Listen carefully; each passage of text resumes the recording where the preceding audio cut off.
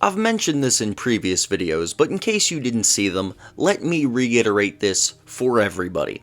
I do not know shit about 99% of the NBA draft prospects coming into the draft, because I do not watch college basketball at all whatsoever. For example, in this previous draft, there were two names who I would call myself fairly familiar with, and those names were Cade Cunningham, who freaking everybody and their mother was talking about going into it, and the other one was Bones Highland, who happened to play in high school about 20 minutes away from where I live. Shout out Bones Highland, representing Delaware. Dude is a beast. I'm glad he's playing pretty well in Nugget this year. Now, other than that, you look at all these other guys, whoever would be like big names. Like I made a video about Evan Mobley, saying I thought he wasn't going to be good. You're welcome, Cleveland. Okay, I was wrong. I jinxed him positively for you. I will continue to take credit to the end for the fact that Evan Mobley is playing well. It's not natural talent. It's just the fact that I jinxed him, and now he's great. I said he was bad, and that's just how things work. If I say somebody or some team's going to suck, they're really good. That's the story of my life. Anyway, no, but seriously, like, I didn't know most of these people. Jalen Green seemed real good to me. He was playing in the G League last year. He was my pick for Rookie of the Year. Look at him now. People can't stand him. On Houston, they don't even want him to play. They were playing better with him on the bench.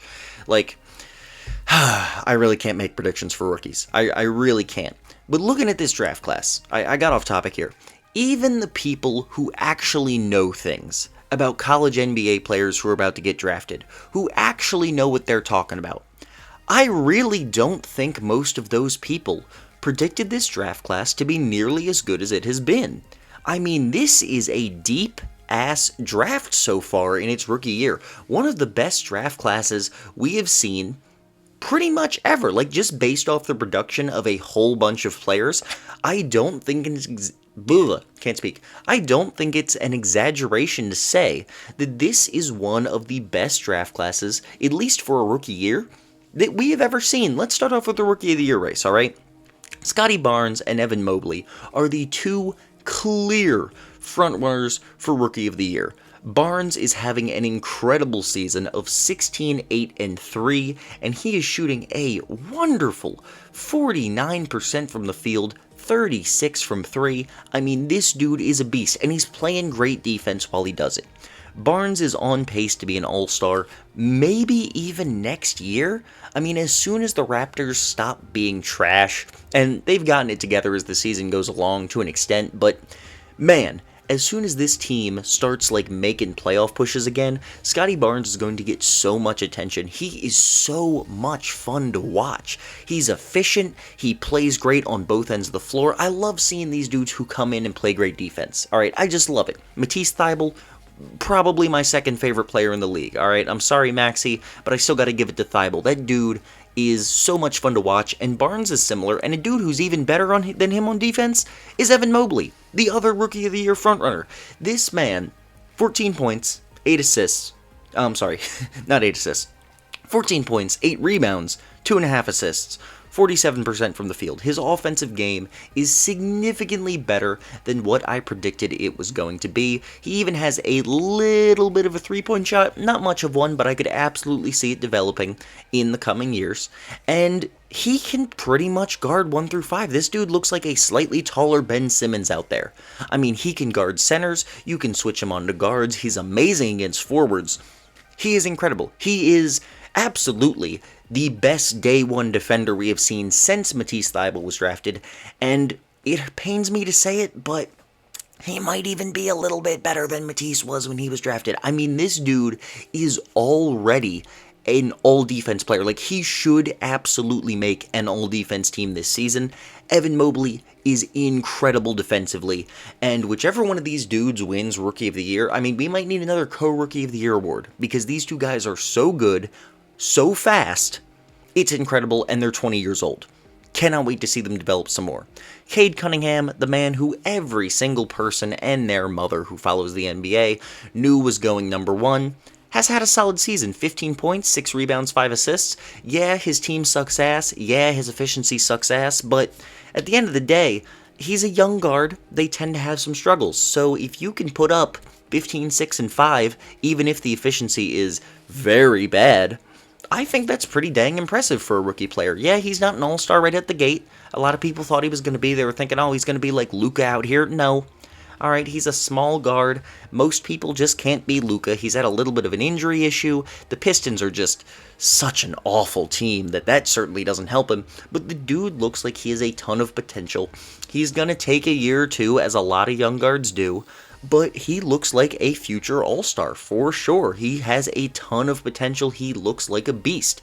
Jalen Green was my personal pick for Rookie of the Year, and he has been just so bad.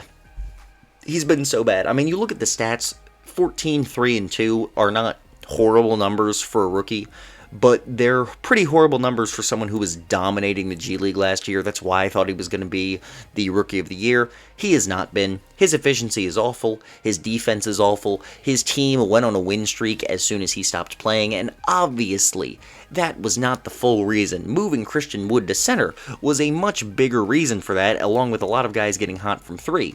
But it still is not a good look when your team goes on a massive win streak after being like 1-16 to start the season because you got hurt. It's just not a good look. Now, I think he still has a lot of time, all right?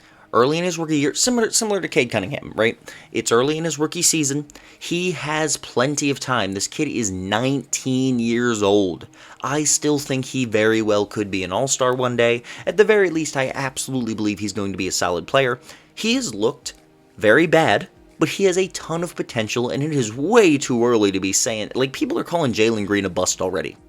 19 years old, less than half of his rookie season played, and people are calling him a bust already. Chill the heck out, please. Like, come on, people, give the man a full season at least. He's still putting up 14 points a game. His team is not good. I know they had that win streak without him, but like, the Rockets still aren't a good team. They had a real nice streak. They are a bad team, however. Give the man some time, please.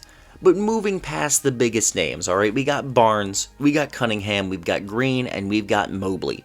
Those are the biggest names in this draft class so far, but it sure as hell does not end there. The talent in this draft does not end there. Starting off with the Orlando Magic, who picked Franz Wagner and Jalen Suggs in this previous draft class. These two dudes both look like they have a lot of potential, specifically Wagner.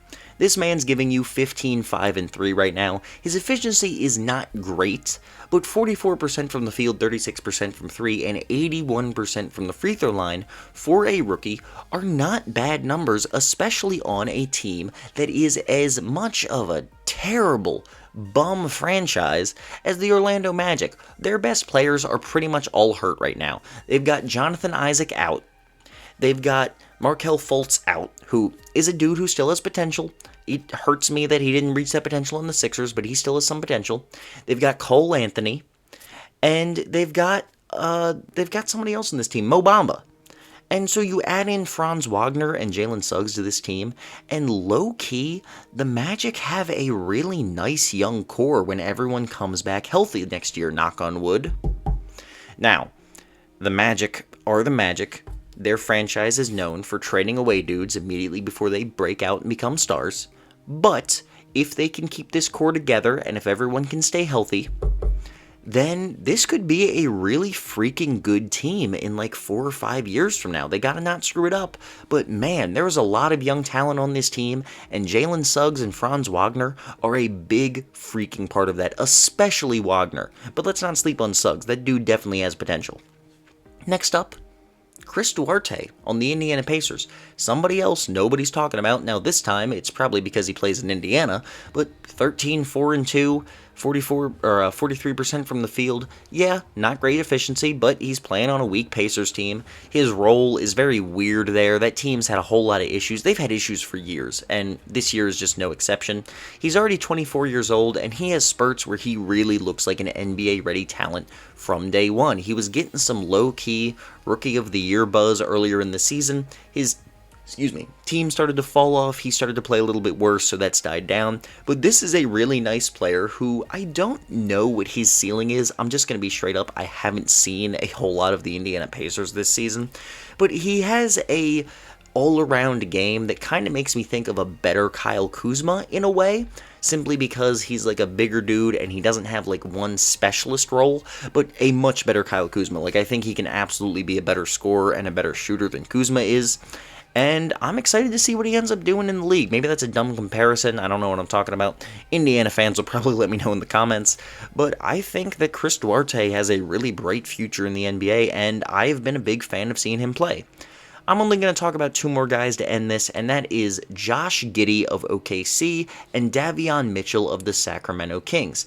Let's start with Giddey. This man is a triple-double machine. He's averaging 11, 7, and 6 this season. His efficiency, gosh, I'm saying this a lot, his efficiency sucks balls, but he is a young, I don't know if he's a guard, actually. He's 19 years old. I'm pretty sure, the youngest guy in this draft class.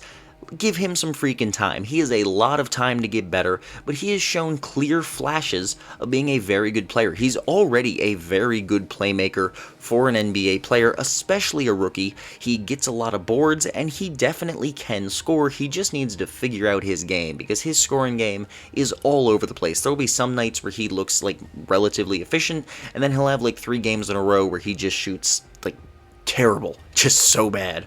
So let's give this man some time and see what he does. And then Davion Mitchell, offense is not his calling point. He certainly has offensive potential, don't get me wrong, but his main thing so far has been that he is a lockdown guard defender.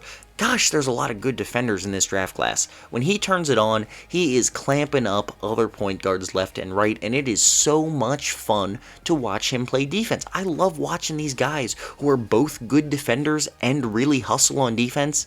So much fun to watch them play. Jonathan Kuminga is another low-key guy. I said I was going to be done talking about anybody else. Jonathan Kuminga deserves a shout-out. He's been very weird this season, but like, he has moments where you're like, man, I could see that dude becoming a real good NBA player one day.